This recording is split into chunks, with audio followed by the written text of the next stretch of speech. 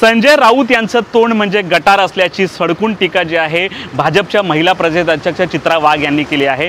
चित्रा वाघ या आज वसईमध्ये आल्या होत्या। वसईमध्ये जे मुलीची भर दिवसा हत्या झाली त्या प्रकरणी पोलिसांची भेट घेण्यासाठी आले असता प्रसार माध्यमांनी त्यांना प्रश्न विचारला की संजय राऊत या संपूर्ण प्रकरणावर गप्प काय। त्यावेळी त्यांनी सांगितलं की संजय राऊत यांचा तोंड म्हणजे गटार आहे आणि त्यांना महाराष्ट्राच्या सुखदुःखाशी काहीही संबंध नसल्याचं त्यांनी सांगितलेलं आहे। चित्रा वाघ यांनी संजय राऊतांवर काय नेमकं म्हटलं आपण ऐकूयात।